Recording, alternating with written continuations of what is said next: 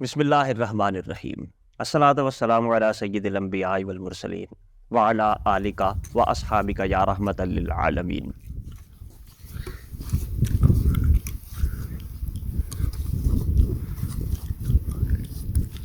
اللہ تعالیٰ نے پاکستان کو بے شمار خوبصورت حسین سیاحتی مقامات سے نوازا ہے۔ چند گنے چنے مشہور مقامات جیسے مری، ناران، کاغان، سوات، نیلم ویلی، گلگت، ہنزا، چترال، ان سب مقامات کا تو گھومنے پھرنے کا شوق رکھنے والے سیاحوں نے سن رکھا ہوگا، اور زیادہ تر سیاح صرف ان کے مین پوائنٹس تک ہی جاتے ہیں، حالانکہ اصل خوبصورتی تو ان مقامات سے آگے شروع ہوتی ہے۔ اسی طرح آزاد کشمیر ضلع باغ میں بھی بہت سی حسین جگہ موجود ہیں، جن میں سب سے زیادہ قابل دید سدن گلی اور گنگا چوٹی ہے۔ یہ علاقہ قدرتی حسن سے مالا مال ہے، مگر زیادہ تر سیاحوں کی نظروں سے اوجھل ہے۔ یہاں پر خوبصورت لینڈسکیپس، برفانی چوٹیاں، چشمے، جنگلات اور ہر قسم کی خوبصورتی موجود ہے۔ یہی علاقہ گرمیوں میں انتہائی خوبصورت سرسبز وادی کی صورت میں نظر آتا ہے، اور سردیوں میں یہی علاقہ خوبصورت سفید رنگ میں تبدیل ہو جاتا ہے۔ گرمیوں میں یعنی سیزن میں تو یہاں تک رسائی انتہائی آسان ہوتی ہے، مگر برف باری کے دوران گنگا چوٹی کے بیس کیمپ تک پہنچنا ہی ایک ایڈونچر بھرا کام ہے۔ آج یہ ویڈیو شروع کرتے ہیں اور یہاں تک پہنچنے کا راستہ جانتے ہیں۔ لاہور سے اسلام آباد، اور اسلام آباد سے کھنہ پل سے پھر کوٹلی ستیاں، کوٹلی ستیاں سے باغ، اور باغ سے پھر سدن گلی، سدن گلی سے گنگا چوٹی آرام سے جایا جا سکتا ہے۔ ہم نے اپنا سفر رات گئے لاہور سے شروع کیا، اور صبح صبح موٹر وے پر طلوع آفتاب کے حسین نظارے دیکھتے ہوئے اسلام آباد آ گئے۔ یہاں سے کھنہ پل سے ایک راستہ کوٹلی ستیا کی جانب جاتا ہے۔ اس راستے پر سفر کرنے کے بعد کچھ ہی دیر میں پہاڑی علاقہ شروع ہو جاتا ہے۔ سڑک کی دونوں جانب اونچے اونچے درخت، جنگلات شروع ہو جاتے ہیں۔ جس راستہ پر ہم سفر کر رہے ہیں اس کے بائیں جانب پٹریاٹا اور مری کا علاقہ ہے، اس لیے اس علاقہ کی بناوٹ بالکل مری کے پہاڑوں جیسی ہی ہے۔ ساری رات سفر کرنے کے بعد اب ناشتہ کرنے کا ٹائم آ گیا ہے۔ کچھ دیر ناشتے کے بعد یہاں سے آگے صوبہ پنجاب کا علاقہ ختم ہو جائے گا اور کشمیر شروع ہو جائے گا۔ سارے کا سارا کوٹلی ستیاں کا علاقہ سیاحت کے حوالہ سے بھرپور پوٹینشل رکھتا ہے۔ حکومت اگر یہاں ٹھیک توجہ دے تو یہ اسلام آباد کے نزدیک ایک اور بڑا زبردست سیاحتی مقام بن سکتا ہے۔ کوٹلی ستیاں کے بعد ملوٹ ستیاں آتا ہے۔ یہاں سے سامنے آزاد کشمیر کے پہاڑ نظر آنا شروع ہو جاتے ہیں۔ درمیان میں دریائے جہلم ہے۔ جیسے کوہالہ برج کے بعد آزاد کشمیر میں داخل ہو جاتے ہیں، اسی طرح یہاں نیچے پل کراس کرنے کے بعد ہم آزاد کشمیر کی حدود میں داخل ہو جائیں گے۔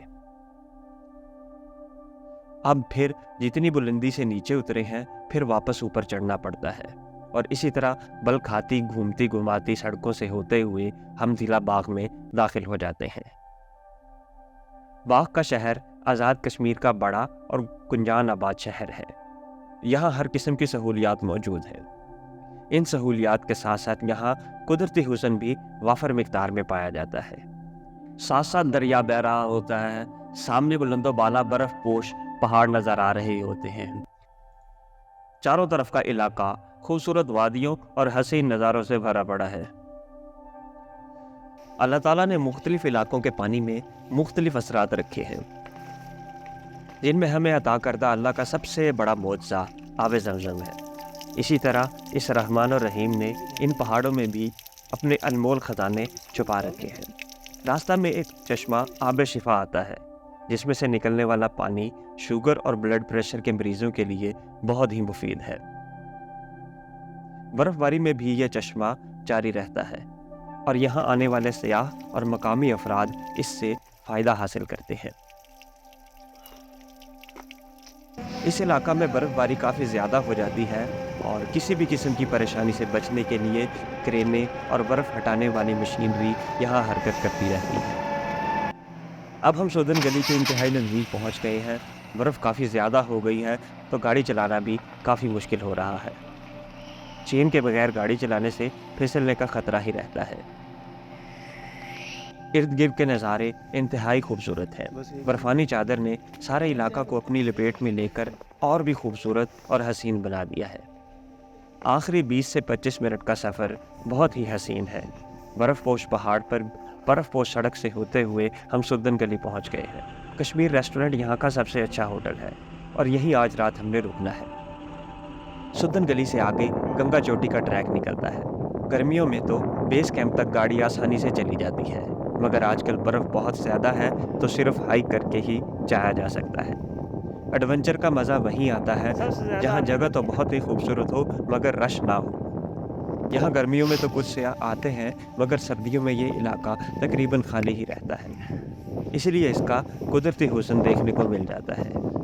جب یہاں برف باری ہوتی ہے تو برفانی طوفان کافی زیادہ شدید ہوتے ہیں، جس میں باہر نکلنا کافی مشکل ہوتا ہے۔ ہوا کافی زیادہ تیز ہوتی ہے اور سردی کی شدت میں انتہائی اضافہ ہو جاتا ہے۔ اگر آپ کے پاس گرم کپڑے، گرم بوٹ اور مفرل وغیرہ اور پراپر انتظام نہیں ہے تو یہاں سروائیو کرنا بہت مشکل ہو جاتا ہے۔ کچھ دیر میں ہی یہ تیز برف باری انچز سے بڑھ کر فٹز میں تبدیل ہو جائے گی اور پیدل چلنا بھی دشوار ہو جائے گا۔